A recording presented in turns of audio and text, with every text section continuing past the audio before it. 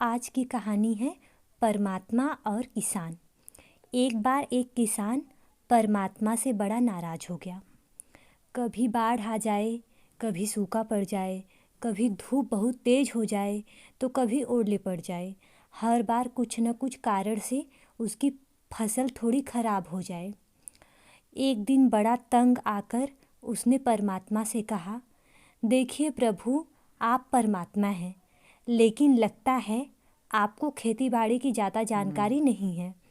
एक प्रार्थना है कि एक साल मुझे मौका दीजिए, जैसा मैं चाहूँ वैसा मौसम हो, फिर आप देखना मैं कैसे अन्न के भंडार भर दूँगा। परमात्मा मुस्कुराए और कहा, ठीक है, जैसा तुम कहोगे वैसा ही मौसम दूँगा, मैं दखल नहीं करूँगा। किसान ने गेहूँ की फसल बोई। तब तब धूप चाही, तब धूप मिली। जब पानी चाहा तब पानी मिला। तेज़ धूप, ओले, बाढ़, आंधी तो उसने कभी आने ही नहीं दी। समय के साथ फसल बढ़ी और किसान की खुशी भी, क्योंकि ऐसी फसल तो आज तक हुई ही नहीं थी। किसान ने मन मन में सोचा, अब पता चलेगा परमात्मा को कि फसल कैसे करते हैं। बेकार ही इतने बरस हम किसानों को परेशान करते रहें। फसल काटने का समय भी आ गया। किसान बड़े गर्व से फसल काटने गया, लेकिन जैसे ही फसल काटने गया, एकदम से छाती पर हाथ रखकर वहीं बैठ गया। गेहूं की एक बाली के अंदर एक भी गेहूं नहीं था। सारी बालियां अंदर ही से खाली थी। बड़ा दुखी होकर उसने परमात्मा से कहा, प्रभु ये क्या हुआ? तब परमात्मा बोले, ये तो होना ही था। तुमने पौधों को संघर्ष का जरा सा भी मौका नहीं दिया, ना तेज धूप में उससे तपने दिया, ना आंधी ओलों से जूझने दिया। उसको किसी प्रकार की चुनौती का एहसास जरा भी नहीं होने दिया। इसलिए सब पौधे खोखले रह गए।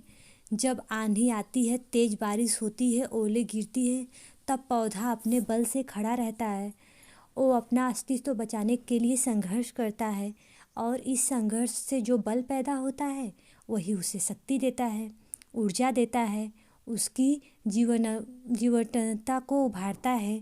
सोने को भी कुंदन बनने के लिए आग में तपने, हथौड़ी से पीटने, गलने जैसी चुनौतियों से गुजरना पड़ता है, तभी उसकी स्वर्णिम आभा उभरती है, उसे अनमोल बनाती है। उसी तरह ज़िंदगी में भी अगर संघर्ष ना हो, चुनौती ना हो, तो आदमी खोखला ही रह जाता है, उसके अंदर कोई गुण नहीं आ पाता। ये चुनौतियाँ ही हैं जो आदमी रूपी तलवार को धार देती हैं, उसे सशक्त और प्रखर बनाती हैं। अगर प्रतिभाशाली बनना है तो चुनौतियों को स्वीकार करना ही पड़ेगा, अन्यथा हम खोखले ही रह जाएंगे। अगर ज़िंदगी में प्रखर बनना है, प्रतिभाशाली बनना है, तो संघर्ष और चुनौतियों का सामना करना ही पड़ेगा।